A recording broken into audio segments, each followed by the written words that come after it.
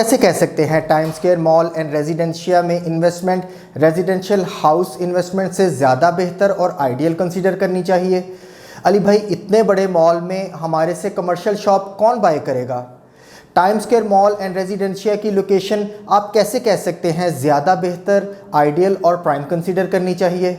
भाई, यहाँ पे अपार्टमेंट बाय कौन करेगा, कौन रेंट आउट करेगा, कौन इसकी मेंटेनेंस का ख्याल रखेगा? क्या आप मेरी किसी स्पेसिफिक प्रोजेक्ट की इन्वेस्टमेंट को time square mall and residencia की इन्वेस्टमेंट में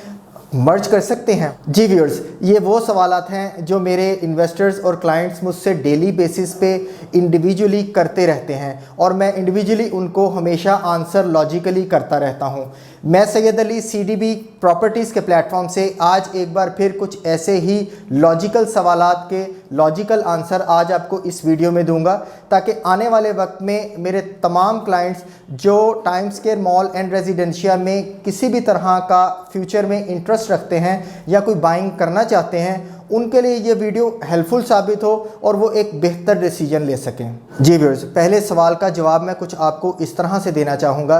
कि जब भी बात आती है रेंटल इनकम की तो हम सबसे पहले घरों के बारे में ही सोच रहे होते हैं। आप ये कह सकते हैं कि आजकल के मार्केट वैल्यू के मुताबिक 12 से 13 मिलियन का 5 मरले का घर अगर आप लेते हैं और आप उस घर के अगेंस्ट ज़्यादा से ज़्यादा 45 से 50 हज़ार रुपये के करीब आप अपना रेंट ले सकते हैं। यानी आप ये कह लें कि तकरीबन 13 मिलियन के कैपिटल के अगेंस्ट आप जस्ट 5% एनुअल रेंट ले रहे होते हैं, जो मेरे मुताबिक कतई इस वक्त एक वाइज एडवाइस या एक वाइज इन्वेस्टमेंट नहीं कंसीडर की जा सकती। इसके अगेंस्ट अगर मैं आपको कहूँ, आप सिर्फ 7 या 8 मिलियन की एक शॉप, वो भी इंस्टॉलमेंट में, उसके अगेंस्ट 6% एनुअल रेंटल इनकम भी लें और साथ साथ उस शॉप की एप्रिसिएशन भी लें, तो ऑब्वियसली उसमें आपको ज़्यादा रेंटल इनकम भी आ सकती है और आप ज़्यादा अमाउंट भी मंथली बेसिस पे ले सकते हैं। व्यूअर्स, एक छोटी सी एग्जांपल से आपको ये बात मैं शॉर्टली कंप्लीट करना चाहूँगा कि आप ये कह सकते हैं कि अगर आप 12 या 13 मिलियन के एक घर के अगेंस्ट अगर 50,000 रुपया मंथली रेंट ले रहे होते हैं और वही रेंट 50,000 आपको उस सूरत में और शॉर्ट हो जाता है जिस वक्त आपके टेनेंट, आपका एग्रीमेंट उनसे ख़त्म होता है, वो कहीं ना कहीं घर को चेंज करते हैं और वक्त फिर ये आता है कि आपको दोबारा मेंटेनेंस के साथ तक कुछ नहीं तो एटलीस्ट 2 माह का रेंट उसी घर के ऊपर दोबारा एज ए मेंटेनेंस उसके ऊपर लगाना पड़ रहा होता है। और फाइनली देखा जाए तो नेट अमाउंट जस्ट आपको वो अराउंड 40,000 पर मंथ आप ये कह सकते हैं नेट रेंट आपको वसूल हो रहा होता है। आप ये बिल्कुल इस चीज़ से आइडिया ले सकते हैं कि ये एक कतई एक वाइस एडवाइस और एक वाइस इन्वेस्टमेंट नहीं कंसीडर की जा सकती। सेकंड थिंग, एक जो अहम तरीन आपसे डिस्कस करना चाहूँगा स्पेशली, वो ये कि रेजिडेंशियल हाउस रेजिडेंशियल ही होता है, बेशक वो वक्त जितना मर्ज़ी गुजर जाए उस पर। याद रखिए, रेजिडेंशियल हाउस में एप्रिसिएशन उस तरह से नहीं जिस तरह से आपकी कमर्शियल यूनिट की, कमर्शियल शॉप की एप्रिसिएशन आने वाले वक्त में होती है। रेजिडेंशियल हाउस में आज आप लेट सपोज़ 50,000 रुपया मंथली रेंट ले रहे हों, उसके अगेंस्ट 5 साल बाद वही रेंट ज़्यादा से ज़्यादा आपको 1 लाख हो सकता है। लेकिन कमर्शियल यूनिट में आज अगर आपका रेंट 50,000 है तो 5 साल बाद वही रेंट की एप्रिसिएशन आपको 2.5 लाख तक पहुंच सकती है। ये डिपेंड करता है सारा आपके कमर्शियल यूनिट पे और आपके कमर्शियल यूनिट के फुटफॉल पे। इसीलिए मैं हमेशा से अपने इन्वेस्टर्स को, अपने क्लाइंट्स को यही सजेस्ट करता आया हूँ कि अगर आप रेंटल इनकम को कंसीडर कर रहे हैं तो commercial unit is always one of the best option for rental purpose. जी व्यूअर्स, दूसरे सवाल में मैं आपको फ़र्स्ट ऑफ़ ऑल यही सजेशन देना चाहूँगा कि याद रखें, आप अपनी कमर्शियल शॉप को रीसेल से ज़्यादा रेंटल इनकम के पॉइंट ऑफ व्यू से ज़्यादा कंसीडर करें। बेशक आप रीसेल कर सकते हैं एनी टाइम जब आप चाहें, it's not a big task for us कि आप उसे रीसेल कैसे करेंगे, लेकिन मैं आपको ये सजेस्ट हमेशा करूँगा कि आप अपनी कमर्शियल यूनिट को, कमर्शियल शॉप को रेंटल पॉइंट ऑफ व्यू से ज़्यादा कंसीडर करें। और याद रखिएगा, हमारे लिए लिमिटेड शॉप होने की वजह से रीसेल कोई मुश्किल ऑप्शन नहीं हो सकती, लेकिन मैं आपको इस चीज़ की गारंटी और एश्योरिटी दे सकता हूँ after specially time of completion आप ये बात खुद ऑब्ज़र्व करेंगे कि इस मॉल की अपीयरेंस, इसका फुटफॉल, इसकी एमेनिटीज़ और इसकी तमाम तर ब्रांड्स की ऑप्शन आपको पॉसिबल ही नहीं कि आपको एग्री करें कि आप अपनी शॉप को आगे मज़ीद सेल आउट कर सकें। और दूसरी एक अहम चीज़ याद रखें कि आप आज एक कमर्शियल यूनिट जो लेट्स सपोज 7 to 8 मिलियन में आप बाय कर लेते हैं और उसके अगेंस्ट 6% एनुअल रेंटल इनकम भी ले रहे होते हैं। यही रेंटल इनकम आने वाले 4 सालों में जब तक ये आपका मॉल कंप्लीट नहीं हो जाता, जब तक यहाँ पे मुकम्मल चीज़ें ऑपरेशनल नहीं हो जाती, ये 6% रेंटल इनकम एप्रिशिएट होके एटलीस्ट 20% तक 100% जाएगी। तो मेरी हमेशा ये सजेशन रही है और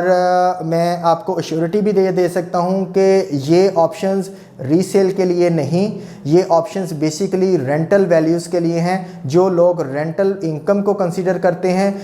this is one of the best option for them. जी व्यूअर्स, ये तो एक बिल्कुल हकीकत है कि आप अगर मैप को ख़ुद भी स्टडी करें तो इसकी लोकेशन के बारे में अगर देखा जाए तो ये मेरे ख़्याल से तमाम दीगर जितने भी प्रोजेक्ट्स हैं उसमें आज तक की सबसे बेहतर और आइडियल लोकेशन वाला यही project time square mall and residencia consider किया जा सकता है। देखें, कमर्शियल यूनिट्स तो बहुत ज़्यादा हैं। आप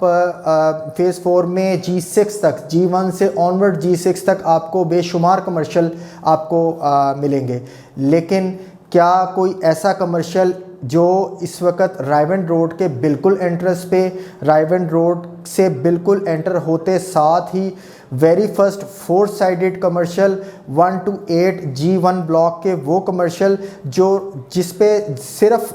रायवेंड रोड के दूसरी जितनी सोसाइटीज़ हैं उनका फुटफॉल ही नहीं, बल्कि फ़ेज़ 1, फ़ेज़ 2, फ़ेज़ 3 और फ़ेज़ 4 के इवन 6000 प्लॉट्स का अपना फुटफॉल भी वहीं पे ही सबसे पहले जनरेट होगा। याद रखें, एंट्रेंस में 6000 घरों के जितने रेजिडेंशियल एंटर होते वक्त हर तरह की कमर्शियल एक्टिविटी को इजी अप्रोच के साथ सबसे पहले time square mall and residencia को ही कंसीडर करेंगे।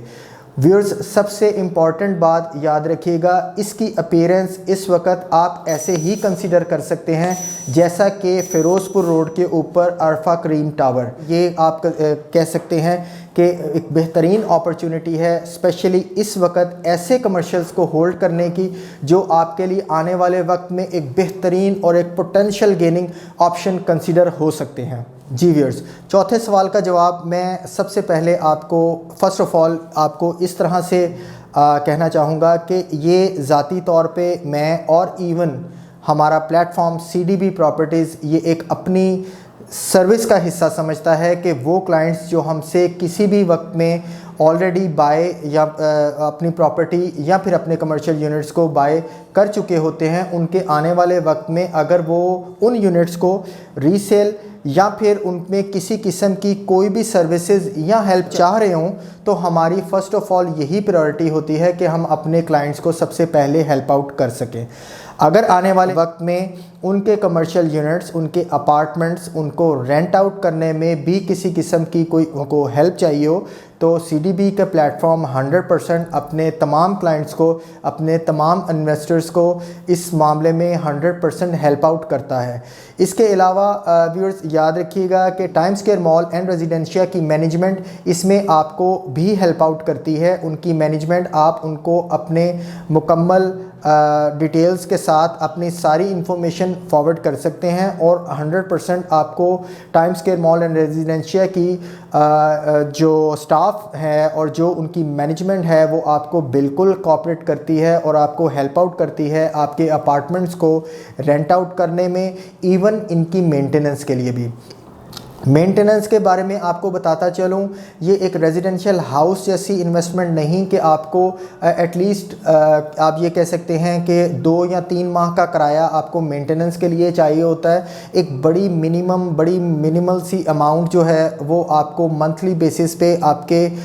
रेंट आउट से चार्ज की जाती है, जो आपकी बेसिकली मेंटेनेंस होती है। मेंटेनेंस की 100% रिस्पॉन्सिबिलिटी टाइम स्क्वायर मॉल की मैनेजमेंट की होती है और और वो अपनी मेंटेनेंस के लिहाज से किसी किस्म का कोई कॉम्प्रोमाइज़ नहीं करते। जी व्यूअर्स, अपने आखिरी सवाल के जवाब में मैं आपको सब ये बताना चाहूँगा कि वो इन्वेस्टर्स जो अपने किसी भी इन्वेस्टमेंट को किसी भी जगह पे ऑलरेडी अपनी अमाउंट को, अपने फ़ंड्स को इन्वेस्ट कर चुके हैं, वो अपने फ़ंड्स को time square mall and residencia में बिल्कुल 100% मर्ज कर सकते हैं, बशर्ते उस इन्वेस्टमेंट में जो वो उनके पास इन्वेस्टमेंट है उसकी कोई मार्केट वैल्यू हो, उसकी कोई मालियत हो, उसकी कोई वैल्यूज़ होनी चाहिए। और इसके अलावा जो सबसे अहम चीज़ है कि वो प्रॉपर्टी या वो इन्वेस्टमेंट सेल या परचेज़ हो सकती हो, तब आप उस सूरत में बिल्कुल time square mall and residencia जैसे एक बेहतरीन मॉल का, एक लग्जरी मॉल का, कमर्शियल यूनिट का, आप उसके अपार्टमेंट्स का आप एक हिस्सा बन सकते हैं। व्यूअर्स,